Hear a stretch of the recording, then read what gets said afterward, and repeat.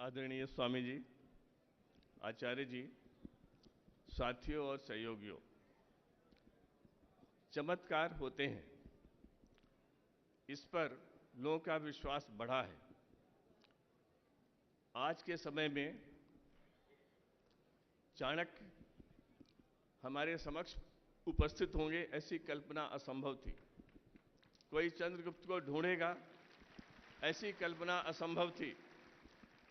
मगर यह इस देश की मिट्टी की विशेषता है कि हाँ, समय समय पर ऐसे परिवर्तन होते हैं जिनके बारे में किसी को भी संभावना दिखाई नहीं देती है। ऐसा ही परिवर्तन हुआ है। शिक्षा का जहां तक प्रश्न है, हमने तो पश्चिम के जो कुछ उन्होंने हमें दिया था उसको स्वतंत्रता के समय वैसे का वैसा ही स्वीकार कर लिया था। अंग्रेजों ने कहा, एक बड़ी भारी बात कही थी जो हम में से हर एक की समझ में आनी चाहिए।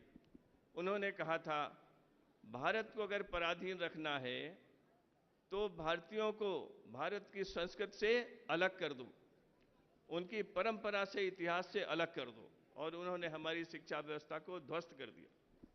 हमारा कर्तव्य था कि हम 1947 में यह देखते कि हमारी ज्ञान अर्जन की परंपरा क्या है, हमारी लोगों को शिक्षित करने की परंपरा क्या है, भावी पीढ़ी को हम अपने से श्रेष्ठ बनाएं, इसकी हमारी परंपराएं क्या हैं। हमने ऐसा कुछ नहीं किया। आज भी हम वैसा ही कर रहे हैं जैसा हमारे पुराने शासक हमें बता गए थे। पहला काम यह है कि भारत में एक ऐसी शिक्षा नीति बने, ऐसा शिक्षा आयोग बने जो हमें कहे कि यह प्रारूप है जिसकी जड़ें भारत की संस्कृति में गहराई तक गई हैं, जिसकी जड़ें भारत की मिट्टी में हैं, जिसकी जड़ें भारत की संस्कृति में हैं, भारत के संस्कारों में हैं, लेकिन जिसने जो कुछ गतिशीलता है, नया है, ज्ञान है, विज्ञान है, उसमें जो हमारे लिए उपयोगी है उसे लेने को हम हमेशा तैयार। ऐसी नीति बनानी होगी।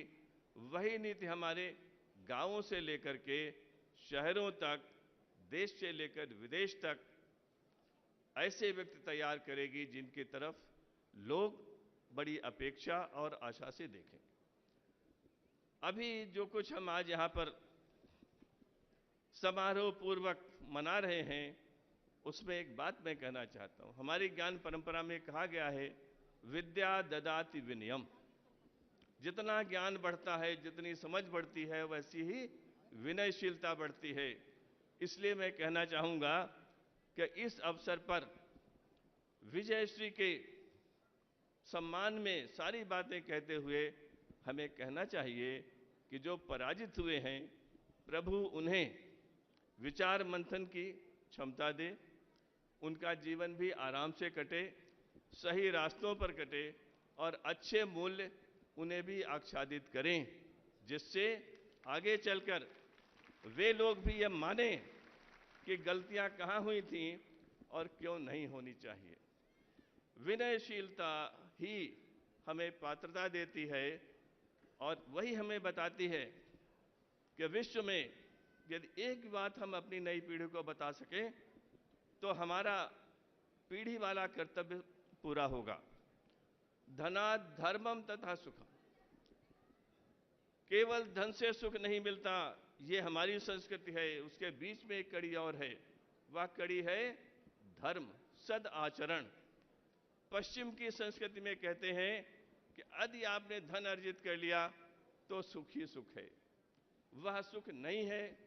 ऐसी हमें शिक्षा की नीति चाहिए, ऐसी संस्कार वाली हमें कार्यक्रम चाहिए जो हमारे बच्चों को बता सकें कि हमें इस देश में याद रखना है कि प्रकृति के पास हर एक की इच्छा पूर्ति के लिए तो चीजें हैं, आवश्यकताओं की पूर्ति के लिए हैं, मगर किसी एक के भी लालच के लिए नहीं है। एक व्यक्ति लालच करता है, सारा देश अपमानित हो जाता है। 2010 में खेल होते हैं, उन खेलों में जो भ्रष्टाचार होता है, भारत सारे विश्व में भारत के युवाओं को नतमस्तक होना पड़ता है। किसी एक का भी लालच देश में हाहाकार मचा देता है। हमें अपनी नई पीढ़ी को उससे दूर करना है। हमें उन्हें बताना है कि हमारी परंपरा तो ये थी, और आज के भौतिकवादी युग में मैं समझता हूं यही मूल मंत्र है।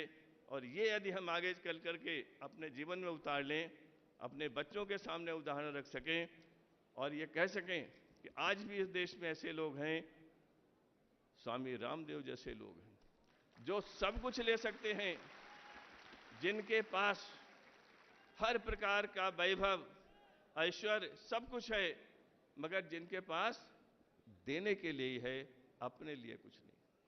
हमें वो संस्कृति बनानी है, हमें ऐसा नेतृत्व चाहिए, हमें ऐसे आदर्श चाहिए जो ये न कहें कि उनके 1 करोड़ से 5 साल में 25 करोड़ हो गए या 25 करोड़ के 5,000 करोड़ हो गए। वो वक्त गया और सबसे बड़ी उपलब्धि यही होगी इस विजयश्री के अवसर पर कि हम ऐसे व्यक्तियों का निर्माण बड़ी संख्या में करें जो एक सामान्य बात पर विचार करें, विश्लेषण करें और माने कि साईं इतना दीजिए जिसमें कुटुंब समाए, मैं भी भूखा ना रहूं, साधु न भूखा जाए।